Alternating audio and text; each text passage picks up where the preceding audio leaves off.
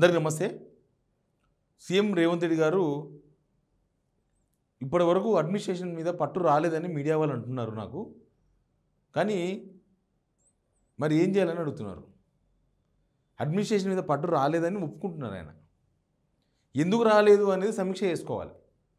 16 నెలలు అయింది పరిపాలన, 16 నెలలు పరిపాలన వచ్చి, కానీ ఇప్పటిదాకా ఎందుకు ఇంకా అడ్మినిస్ట్రేషన్ మీద పట్టు రాలేదు? అసలు రేవంత్ చేస్తున్న తప్పులేంటి? ఎందుకంటే ఒక పిల్లాడు స్కూల్కి పోవాలనుకో, ఒకరోజు ఏడుస్తాడు, 2 రోజులు ఏడుస్తాడు, 3వ రోజుకి వెళ్ళి మనోడే బట్టలు వేసుకొని పోతాడు. అర్థమైపోతుంది స్కూల్కి పోవాలని. 2 రోజులే, మళ్ళీ 2 రోజులు బ్రేక్, స్కూల్ బ్రేక్ వచ్చినాక మళ్ళీ ఓనికి మళ్ళీ ఒక రోజు ఇబ్బంది పెడతాడు. మళ్ళీ ఆ రోజు పంపించేసాం అనుకో, మరుసటి రోజు మంచిగా పోతాడు. మరి 16 నెలలు అయింది ఈయనకి ఇంకా ఆ పట్టు ఎందుకు రాలేదు? అసలు ఎక్కడ ప్రాబ్లం ఉంది? ఆయన ఓపెన్గా ఏం మాట్లాడాడు ఇవన్నీ చూద్దాం. ఇవన్నీ చూసే కన్నా ముందు సిగ్నల్ టీవీ 1 ఇయర్ పూర్తి చేసుకున్నది. మీ అందరి ఆదరాభిమానాలతోన 1,42,000 మంది సబ్స్క్రైబర్స్ ఉన్నారు. మీరంతా లైకులు కొడుతున్నారు, షేర్లు కొడుతున్నారు. మీకు అందరికీ థ్యాంక్స్. ఇంకా ముందుకు పోవాలంటే మీ సపోర్ట్ నాకు చాలా అవసరం ఉంది. వీడియో చూస్తున్న వాళ్ళు సబ్స్క్రైబ్ చేసుకోవాల్సిన అవసరం ఉంది. సబ్స్క్రైబ్ చేయండి, వీడియో షేర్ కూడా చేయండి. ఇక రేవంత్ రెడ్డి గారు మాట్లాడినారు. ఒకసారి ఆ వీడియో చూడండి. వీడియో చూసినాక మనం సబ్జెక్ట్లో ఇంత చేసిన మా మీడియా మిత్రులు అంటారు, అన్న మీకు పట్టు వచ్చినట్టు లేదు పరిపాలన మీద అని. పట్టు అంటే ఏందని నేను వాళ్ళు అడుగుతున్నా. 2 మంత్రులను తీసి బయటపడేస్తానో, 2 అధికారులను జైలుకు పంపిస్తానో పట్టు వచ్చినట్టు కాదు. ఉన్నోళ్ళందరినీ సమన్వయం చేసుకొని సమీకరించుకొని ఒక మంచి పరిపాలన అందిస్తేనే పట్టు వచ్చినట్టు. దానికి కొంత సమయం పడుతుంది. ఇరగొట్టడానికి ఎక్కువసేపు సమయం అక్కర్లేదు, కట్టడానికి చాలా సమయం పడుతుంది. పాలన మీద పట్టు రాలేదని మీడియా మిత్రులు అంటున్నారు. ఎస్, అది బయటికి కనిపిస్తుంది. మీడియా మీద పట్టు వస్తే పరిపాలన చాలా డిఫరెంట్ ఉంటుంది. ఇప్పుడు ఎందుకు ఇంత అసంతృప్తి జనాలకు పరిపాలన మీద అంటే, అసలు పరిపాలన ఉందా తెలంగాణ అని అడుగుతున్నారు అందరూ. తెలంగాణలో పరిపాలన ఉందా? ఏదో సిస్టమ్ ఉంది, రన్ అవుతుంది అంతే. ఆఫీసర్లు ఎవరి పనాలు చేసుకుంటున్నారు అంతే. అంతేగాని ఒక గవర్నమెంట్ ఉన్న ఫీలింగ్ జనాలకు వస్తలేదు. ఎందుకు వస్తలేదంటే ఇక్కడ అడ్మినిస్ట్రేషన్ మీద పట్టు రాలేదు. మనం పొద్దుగాలు లేచి, యాక్చువల్గా ఎవరైనా కొత్తగా ముఖ్యమంత్రి అయినాక, నేను చూసిన తెలంగాణ వచ్చింది, కేసీఆర్ ముఖ్యమంత్రి అయ్యాడు. ఆయన ఫస్ట్ టైం ముఖ్యమంత్రి. అంతకుముందు మంత్రిగా పనిచేసి ఉండొచ్చు. కానీ కొత్తగా ముఖ్యమంత్రి అయిన తర్వాత నాకు తెలిసి ప్రతి డిపార్ట్మెంట్ పైన గంటలు రివ్యూ చేసిండు కేసీఆర్. గంటలు రోజులు. ఒక 4-5 నెలలు కేసీఆర్ మొత్తం రివ్యూల మీదే ఉన్నాడు. ఎవరిని పల్లెత్తు మాట అనలే. అవతలలో ఏదో మాట్లాడలే, యువతలలో ఏదో మాట్లాడలే, ఏం లేదు. అసలు ఏంది మన అడ్మినిస్ట్రేషన్, ఏంది మన పరిస్థితి, దీన్ని ఒక డిపార్ట్మెంట్లో ఎట్లా ముందుకు వెళ్ళాలి, ఈ డిపార్ట్మెంట్ని ఎట్లా మార్పులు చేయాలి, ఏం చేయాలి, ఏం కావాలి మనకు అని ఒక 4-5 మంత్స్ మొత్తం అడ్మినిస్ట్రేషన్, మొత్తం ఆఫీసర్లు పిలవాలి, వాళ్ళకు మనకు కోఆర్డినేషన్ బాండింగ్ కూడా ఉండాలి. మళ్ళీ ఉత్తగా నేను ముఖ్యమంత్రి కాబట్టి వాళ్ళు వచ్చి నాకు సలాం కొడతారు అయిపోయా అంటే అది మీ సలాం వరకే ఆగిపోతుంది. వాళ్ళ దగ్గర నుంచి నేర్చుకోవాలి. ఆఫీసర్స్కు ఫ్రీడమ్ ఇస్తే ఆఫీసర్స్ మీకు చాలా విషయాలు చెప్తారు. ఎందుకంటే గవర్నమెంట్లు మారుతూ ఉంటాయి, ముఖ్యమంత్రులు మారుతారు, ఎమ్మెల్యేలు మారుతారు, అందరూ మారుతారు. ఆఫీసర్స్ మాత్రం రిటైర్మెంట్ వరకు వాళ్ళే ఉంటారు. ఈ పోస్టు ఆ పోస్టు ఏదో ఒక పోస్టు. గవర్నమెంట్లో అన్నీ చక్కబెట్టాల్సింది ఆఫీసర్సే. ఆఫీసర్స్కు పరిపాలకుల మధ్య బాండింగ్ ఉండాలి. రావడమే వాళ్ళందరినీ శత్రువులాగా వేస్తుంది. ఐఏఎస్ ఆఫీసర్లను, ఐపీఎస్ ఆఫీసర్లను 3 నెలలు కూడా ఉంచాం, తీసి ట్రాన్స్ఫర్ చేసి పడేస్తాం. లాస్ట్కి సీఏలను కూడా వాళ్ళ ఏరియా ఏడ ఉంది, పోలీస్ స్టేషన్ ఏరియా ఎక్కడ, వాళ్ళ లిమిట్లు ఎక్కడ తెలుసుకుని లోపే ట్రాన్స్ఫర్ చేసి పడేస్తారు. ప్లస్ వాళ్ళందరూ ఏదో ఒక దొంగల్లాగా, ప్రభుత్వ ఉద్యోగులను దొంగల్లాగా చిత్రీకరించే ప్రయత్నం జరిగింది గవర్నమెంట్ రాగానే. ఏంటంటే వీళ్ళంతా కేసీఆర్ మనుషులు ఎందుకుంటారు? వాళ్ళంతా గవర్నమెంట్ మనుషులు. కేసీఆర్ వచ్చిన ఉద్యోగాలు కాదు వాళ్ళు ఎప్పటి నుంచో ఉద్యోగాల్లో ఉన్నారు. నాకు తెలిసి కాంగ్రెస్ హాయంలోనో లేకపోతే అంతకుముందు ఎప్పుడో ఇచ్చిన ఉద్యోగులు ఉండొచ్చు బహుశా వాళ్ళు. ఇప్పుడంతా సీనియర్లు కదా వాళ్ళ దగ్గర నుంచి తీసుకోవాలి. ప్రైవేట్ వ్యక్తులతో మనం తీసుకుంటాం. ఇప్పుడు భూమి సునీల్ అనే వ్యక్తి ద్వారా ఈ మా భూమి వీళ్ళదే ఉంది కదా, అది చేస్తున్నారు. గవర్నమెంట్లో లేరా? గవర్నమెంట్లో ఎంత నిష్ణాతులు ఉన్నారు, గవర్నమెంట్లో ఎంత ఎక్స్పీరియన్స్ పర్సన్స్ ఉన్నారు. గవర్నమెంట్ వాళ్ళకు ఉండాల్సిన బాధ్యత ప్రైవేట్ వాళ్ళకు ఉంటుందా? భూమి సునీల్ అనే ఒక ప్రైవేట్ వ్యక్తి చేతిలో పెట్టి ఇప్పుడు వీళ్ళందరూ ఆయన చుట్టూ తిరుగుతున్నారు. చెప్తున్నారు నాకు. అసలు వీళ్ళు ప్రైవేట్ వాళ్ళ చేతిలో పెట్టుడైంది, మేము పోయి వాళ్ళ చుట్టూ తిరగడం ఏంది? మళ్ళీ రేపనాడు సమస్యలు వస్తే మళ్ళీ ప్రభుత్వ ఉద్యోగులే బాధ్యులు దానికి. చేసేది వాళ్ళు, బాధ్యత వీళ్ళు తీసుకోవాలి. ప్లస్ రేవంత్ రెడ్డి ఇప్పటి కూడా ఈ 16 నెలల కాలంలో కూడా సీఎం గారు అవతల మీద వాడు ఏడ్చుడే తప్ప మనం పాలన మీద ఎప్పుడు పాటు సాధించినాం?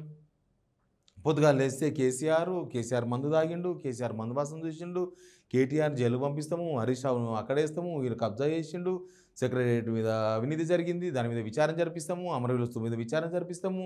ఇంకా ఇప్పుడు ఎందుకు గురుకుల్ స్కూల్స్ ప్రైవేటు రెంట్ హౌస్లో నడుస్తున్నాయి కదా, ఆ దానిలో కూడా స్కామ్ జరిగింది, అంబేద్కర్ స్టాచ్యూలో స్కామ్ జరిగింది. ఏం లేదు, ఏం అంటే అది ఏది గుర్తుకొస్తే అది ఇట్లా పోత కనిపిస్తే దీనిలో స్కామ్ జరిగింది. అంతగానో ఉండదు ఏ ప్రభుత్వం. రేపు వచ్చే గవర్నమెంట్ వీళ్ళు స్టార్ట్ చేస్తే కాన్వాయ్ల పెట్రోల్ కానించి స్కామ్ తీయాల్సి వస్తుంది. వీళ్ళ కాన్వాయ్ పెట్రోల్ ఒప్పిస్తారు కదా, సీఎం కాన్వాయ్, మినిస్టర్స్ కాన్వాయ్, అది కూడా స్కామ్ అవుతుంది. పాలన మీద పట్టు లేకపోవడంతోన ఈ తిక్కి ఆలోచనలు చేస్తారు. పాలన మీద పట్టు ఉంటే ఇప్పుడు గురుకుల్ స్కూల్స్ ఇప్పటికి సెట్ అయినాయా? ఇప్పటికి సెట్ కాలే. ఇప్పుడు గవర్నమెంట్ మారుండొచ్చు కానీ గురుకుల్ స్కూల్స్ కొత్త ఏం కావు, నిన్నమొన్న పెట్టిన ఏం కావు కదా, అంతకుముందు బాగానే సెట్ అయినాయి. ఆ అడ్మినిస్ట్రేషన్ మొత్తం పోయింది. విద్యాశాఖ మీ దగ్గరనే ఉంది, 13-14 శాఖలు మీ దగ్గరనే పెట్టుకున్నారు. మనకు మొదలే ఎక్స్పీరియన్స్ లేదు, మనం మొదలే కింద మీద పడుతున్నాం. కానీ 13-14 శాఖలు మన దగ్గర పెట్టుకొని ఏ శాఖకు న్యాయం చేయలేకపోతున్నాం. గురుకుల్ స్కూల్లో పిల్లలు చచ్చిపోయి, ఒక 55 మంది పిల్లలు చచ్చిపోయి విషాహారం తిని, ఫుడ్ పాయిజన్తోన, పాములు గడిచి, ఇంకా రకరకాలు అనుమానాస్పద మృతులు కూడా ఉన్నాయి దీనిలో. కనీసం ప్రమాదం జరిగిన తర్వాత కూడా ప్రభుత్వం మేల్కోలేకపోయింది. ప్రమాదం వరుసగా జరుగుతున్నాయి. ఇప్పుడు ఎస్ఎల్బీసీ ఏమైంది? ఒక్క డెడ్ బాడీ దొరికింది, 7 మంది ఇప్పటిదాకా దొరకలే. ఎన్ని రోజులే? దగ్గర ఇంకొక 4 రోజులైతే నెల అవుతుంది. 7 డెడ్ బాడీస్ తీయలేకపోతున్నాం. వాళ్ళ ఎముకలు కూడా బయటకు వస్తావో రావు, అంత అన్ని వ్యవస్థలు పెట్టుకొని ఏం చేయలేకపోతుంది ప్రభుత్వం. అది అడ్మినిస్ట్రేషన్ ల్యాబ్స్ కదా. పంటలు ఎందుకు ఎండిపోతున్నాయి? Administration labs. మీరు వాటర్ మేనేజ్మెంట్ మీకు తెలవకపోవడంతో అట్లా జరుగుతున్నది. ఇప్పుడు లా అండ్ ఆర్డర్ కంట్రోల్లో ఉందా? పోలీసులు అందరూ కాంగ్రెస్ వాళ్ళు పెట్టిన కేసులు చుట్టే తిరుగుతున్నారు. కాంగ్రెస్ వాళ్ళు ఎవరి మీద కేసులు పెడతారు కదా, పోలీసులు మొత్తం ఇంకా వాళ్ళ చుట్టూ తిరగడే తప్ప సమాజాన్ని పట్టించుకునే టైం వాళ్ళకి ఇస్తుండ్రా? లాస్ట్ ఎప్పుడు డిసెంబరా 25 మర్డర్లు జరిగినాయి హైదరాబాద్లో ఒక నెలలో. మొన్న 1 వీక్లో 5 మర్డర్లు మేడ్చల్. ఇక లెక్కకు మించి ఇట్లాంటివి అడ్మినిస్ట్రేషన్లు. అప్పులు ఎందుకైనాయి? అసలు ఉద్యోగస్తుల జీతాల కోసం 4,000 కోట్ల అప్పు తీసుకోవాల్సి ఎందుకు వచ్చింది? Administration labs. ఇట్లా మొత్తం అడ్మినిస్ట్రేషన్ చేతికి రాలేదు కాదు, అడ్మినిస్ట్రేషన్ నాశనం అవుతుంది. మీ చేతికి వస్తుందో రాదో ఆ తర్వాత విషయం, కానీ చేతికి రాకపోగా సిస్టమ్ మొత్తం కొలాప్స్ అవుతుంది, నాశనం అవుతుంది తెలంగాణ. అన్ని డిపార్ట్మెంట్స్, ఒక్క డిపార్ట్మెంట్ కాదు, అన్ని డిపార్ట్మెంట్లు నాశనం అవుతున్నాయి. సెక్రటేరియట్లకు దొంగ ఉద్యోగులు జొర్రిర్రు, చూసినాం కదా. ఎంఆర్ఓ జొర్రిండు, దొంగ ఐఏఎస్ పోయిండు, అటెండర్లు పోయిండ్రు, జూనియర్ అసిస్టెంట్లు పోయిండ్రు. ఇదేం అడ్మినిస్ట్రేషన్? అడ్మినిస్ట్రేషన్ మీద పట్టు రావడం కాదు, అసలు అడ్మినిస్ట్రేషన్ నాశనం అవుతుంది తెలంగాణలో. అన్ని డిపార్ట్మెంట్లు నాశనం అవుతున్నాయి, కొలాప్స్ అవుతుంది తెలంగాణ మొత్తం, వెనుకకపోతుంది. ఇదే ఆలోచించాల్సి వస్తుంది. ప్రతిపక్షం కేసీఆర్, కేటీఆర్ వాళ్ళంతా ప్రతిపక్షం. వాళ్ళని వదిలిపడేసి మీరు పాలన మీద కాన్సన్ట్రేషన్ చేస్తే అప్పుడు వ్యవస్థ సెట్ అవుతుందేమో. మీరు 90% వాళ్ళ మీద ఏడు కూడా సరిపోయింది. కేసీఆర్ అసెంబ్లీకి రాకపోతే మీకు ఏం నష్టమే? ఏం నష్టం? కేసీఆర్ వచ్చి మీకు ఏమన్నా మూతులకు నెయ్యి రాసేది ఉందా? నెయ్యి నాకు ఇచ్చేది ఉందా మీకు ఏమన్నా? మీరు ఏం చేస్తున్నారో, ఏం చేస్తున్నారో, ఏం చేయకూడదో మీరు చేస్తే అయిపోయి కదా. కేసీఆర్ రాలేదు, పొద్దుగా లేస్తే మనం ఏం పని చేసేది పాడు చేసేలేదు. పోయి దేవునికి 2 పూలు పెట్టి మొక్కిరా నాయన అంటే ఆడ అయ్యగారే లేడు అన్నా అంటే ఎవడు? అయ్యగారితో ఏం సంబంధం ఉంది నీకు? నువ్వు పోయి దేవునికి మొక్కు. నువ్వు అసెంబ్లీకి వచ్చినావు, సమస్య లేదా మాట్లాడు. అసెంబ్లీకి వచ్చినావు, సమస్య పరిష్కరిస్తామని చెప్పు. జనాలకు ఏం చెప్తారో చెప్పు గవర్నమెంట్. అందుకని కేసీఆర్ రాలేదని చెప్పేసి అన్నందుకు బంద్ చేస్తుర్రా ఏమన్నా? కేసీఆర్ రాలేదని చెప్పేసి రాత్రి బంద్ చేస్తుర్రా? లేకపోతే పొద్దుగాల ఇప్పుడు అది కూడా బంద్ అయిపోయిందా? కేసీఆర్ రాకపోతే మొత్తం బంద్ ఇంకా గాలిని పిలుస్తుర్రా లేదా? ఎవరిని కావాలి? కేసీఆర్ రాకపోతే ఇంకా మీరు అసెంబ్లీ బాగా నడుపుకుంటారు. మళ్ళీ కేసీఆర్ వచ్చి మీరు నిలదీస్తే ఇంకా చాలా డిస్టర్బెన్స్ అవుతుంది మీకు. ఇట్లా పనికిరాని ఇష్యూస్ మీద కాన్సన్ట్రేషన్ ఎక్కువ, పనికొచ్చేది ఏముండదు. 80% పాలన మీద కాన్సన్ట్రేషన్ చేసి 20% పాలిటిక్స్ మీద కాన్సన్ట్రేషన్ చేస్తే తెలంగాణ వ్యవస్థ నడుస్తుంది. మనం 80% పాలిటిక్స్ మీద పెట్టి 20%లో 10% 15% వాళ్ళ సొంత రాజకీయాలు, వాళ్ళ సొంత వ్యవహారాలు, వాళ్ళ సొంత దుకాణాలు, దందాలు దాని మీద కాన్సన్ట్రేషన్ చేసి ఇక ఏదో నడుస్తుంది, సెక్రటరీ ఉంది, ఆఫీసర్లు ఉన్నారు, వాళ్ళు వాళ్ళ పనాలు చేసుకుంటారు, మన పని మనం చేసుకుందామని ఉంటే వ్యవస్థ నాశనం అయితేలే. అన్ని వ్యవస్థలు దిగజారిపోతున్నాయి, తెలంగాణ మొత్తం దిగజారిపోతుంది. దీని మీద కాన్సన్ట్రేషన్ చేసిన అవసరం ఉంది. మీరు ఎప్పుడో వస్తుంది, ఇంకా నాకు టైం ఉంది, చేతులకు వస్తుంది అంటే చేతులకు వస్తలేదు, వెనుకపోతుంది. చేతులకు వచ్చే వాతావరణం కనపడతలేదు. చూసుకోండి రేవంత్ రెడ్డి గారు, మీరు ఏమున్నది, కాంగ్రెస్ ముఖ్యమంత్రులు ఇవాళ కాకపోతే రేపు దిగుతారు. అరే మీరేమి నేను 20 ఏళ్ళు ఉన్నా అంటే ఉంచారు కాంగ్రెస్లో. ఎప్పుడు దింపుతారో ఎవరు తెలియదు. రాత్రి చిట్టి వస్తే పొద్దుగాలు దిగిపోవాల్సి వస్తుంది. ఇంకా మాకు టైం ఉంది అనుకోవడం పొరపాటు.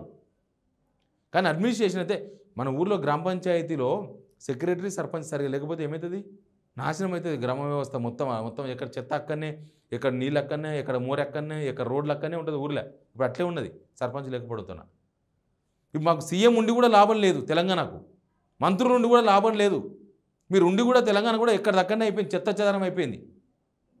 కాన్సన్ట్రేషన్ చేయండి పాలన మీద. మీది ఒక్కరిది కాదు తెలంగాణ, మాది, ప్రజలది Telangana. Please subscribe Signal TV.